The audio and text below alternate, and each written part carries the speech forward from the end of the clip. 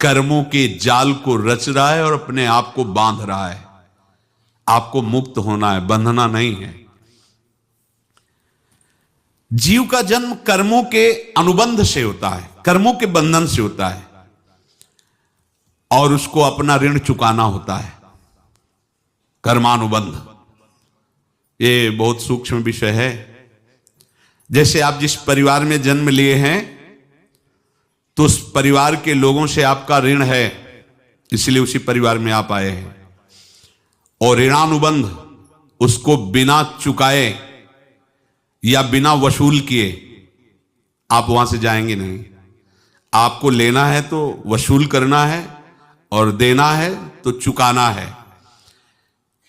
ये पूर्व के जन्मों से निश्चित किया गया है।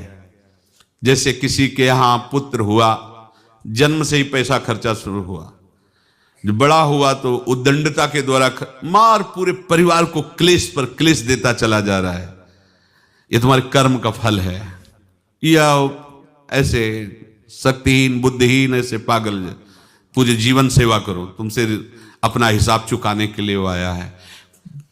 अब परिवार के जो सदस्य जुड़े आके, मतलब पत्नी आते ही पूरी हृदय में आनंद, परिवार में आनंद, और जीवन भर वो आनंद ही सुख देने के लिए उसका जन्म हुआ। वो अपना ऋणानुबंध मुक्त, और आते ही भयंकर क्लेश खड़ा कर दिया, बीच में दीवाल और झगड़ा वैसा, फिर अतरे दिन मारपीट शुरू, कलह अशांति, पूरा जीवन नरक हिसाब करने आए।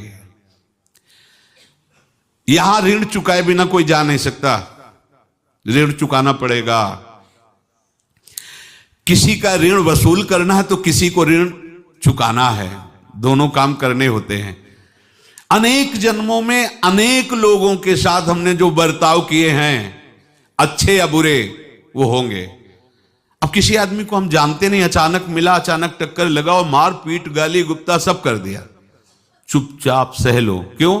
ये आपका हिसाब है, पूर्व का हिसाब। हमारा उससे कोई द्वेष नहीं, कोई संकल्प नहीं। अचानक घटना घटी और हमसे द्वेष करने लगा, हमें पीटने लगा, हमें गालियां दे, ये हिसाब है, चुपचाप सह जाओ। अपने घर का भाई ही भारी दुश्मन बन गया और क्लेश हिसाब है। एक प्रभुदत्त ब्रह्मचारी जी की वाणी में पढ़ा था, एक महात्मा जी भ्रमण करते थे तो उस समय असरफियां चलती थी, मोहरे असरफियां, तो उनको भेंट में देते लोग। तो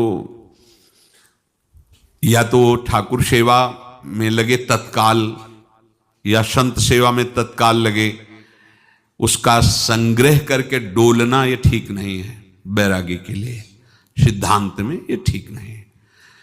तो जब 2, 4, 6, 8 ऐसे मोहरे हुई तो उन्होंने विचार किया कि और भ्रमण करके जब काफी मोहरे हो जाएंगी तो प्रयागराज में जब कुंभ पड़ता है, एक बार पूरे सब अखाड़े के संतों को, अलग अलग संप्रदाय सब संतों को बुलाएंगे और सबको पुआएंगे। अब साधु है तो यही विचार करेगा, और क्या विचार करेगा।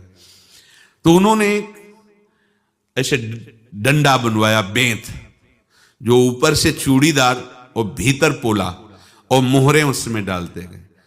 और भ्रमण, जहां जहां श्रद्धालु भगत थे सबके यहां जाना और इच्छा रखना कि एक मोहर तो दे ही दे दक्षिणा में।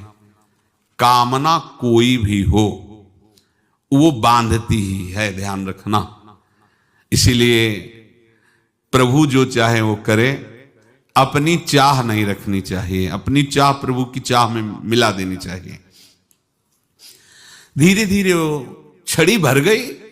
भ्रमण करने वाले महात्मा चूड़ी लगाई, इंतजार करते रहे। जब प्रयाग का कुंभ पड़ा तो चले। तो रास्ते में एक गांव में पूछा जाता है, जिससे कहीं रुको कि कोई श्रद्धालु ऐसा है जो संत सेवी है।